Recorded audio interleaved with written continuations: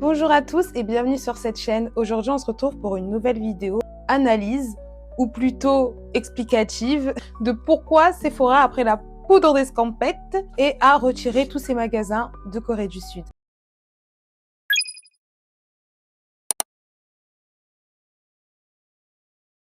Donc comme je l'ai dit dans l'intro, aujourd'hui on va parler de Sephora qui a retiré tous ses magasins de Corée du Sud. Vous vous demandez peut-être pourquoi une marque aussi emblématique, aussi forte que Sephora a décidé de quitter un marché aussi dynamique qu'est la Corée du Sud. Dans cette vidéo, on va explorer les raisons financières, sociales et culturelles qui ont conduit Sephora à prendre cette décision. Allez, c'est parti. Pour un peu de contexte, Sephora s'est implanté en Corée du Sud en 2019, dans un pays où les consommateurs sont passionnés de beauté et des cosmétiques. Pourtant, après seulement quelques années, Sephora a annoncé leur retrait de leur boutique en Corée.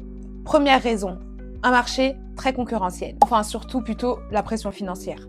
La Corée du Sud est l'un des marchés les plus concurrentiels dans le domaine de la cosmétique. Plusieurs marques locales dominent le marché.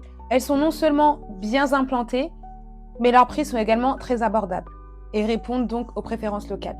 Ensuite, il y a aussi un de leurs gros concurrents, notamment Oliviang qui est sur le marché depuis 1999 et qui est littéralement Sephora en Corée. Mais la différence est que premièrement, en termes de quantité de produits, en termes d'offres, Oliviang est quand même beaucoup plus fourni et répond globalement mieux aux attentes des consommateurs sud-coréens, d'autant plus que Oliviang a l'habitude de faire plusieurs promotions. On arrive souvent à trouver des 2+1, 3+1, etc.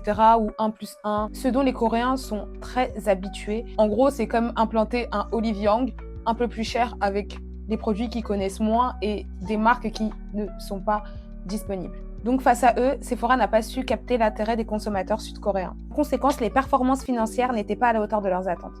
Ensuite, il y a aussi les habitudes de consommation. Les jeunes Coréens sont les principaux acteurs de cosmétiques et ils privilégient de plus en plus les achats en ligne. Et des applications de shopping comme Coupon dominent complètement le marché, donnent l'accès à une immense variété de produits et offrent une large gamme, souvent à des prix plus avantageux. Donc aussi, suite au Covid-19, comme vous savez, dans le monde entier a accentué le marché de l'e-commerce. Les gens commandent beaucoup plus en ligne et même après la pandémie, on va dire que ça n'a pas baissé, que les consommateurs consomment régulièrement en ligne. Moi, je me vois personnellement, avec la pandémie, oui, certes, je commandais beaucoup plus en ligne, mais même après la pandémie, j'ai autant continué à commander en ligne. Je ne me suis pas arrêtée au final. Donc, les magasins physiques, en particulier les marques étrangères, arrivent difficilement à sortir leur épingle du jeu. Les consommateurs préfèrent acheter des produits coréens et en ligne, ce qui a entraîné une baisse de fréquentation dans les magasins Sephora. Donc là, on en vient au troisième point, mais qui est en lien avec le deuxième, ce sont les préférences culturelles. Parce qu'il ne faut pas se le cacher, il y a un facteur culturel à prendre en compte. En Corée du Sud, les consommateurs apportent une grande importance aux marques locales.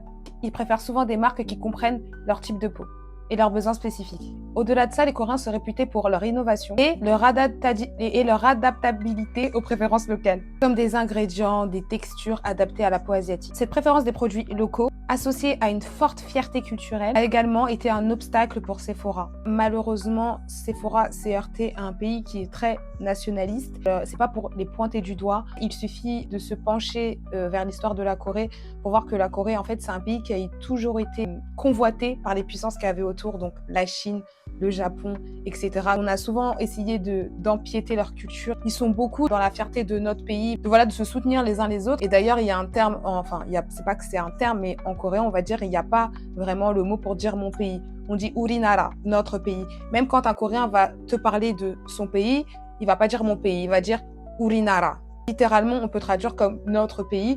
Mais on va dire il y a plein de petites particularités comme ça où les Coréens sont assez ensemble, assez nationalistes, ce qui explique pourquoi les Coréens vont beaucoup plus se tourner vers Oliviang que vers Sephora, qui propose globalement les mêmes services, que ce soit de la beauté, du skincare, des soins, tout ce qui va être du parfum, tout ce qui va être en rapport avec les cosmétiques et la beauté. On peut faire aussi un petit parallèle avec Samsung et iPhone.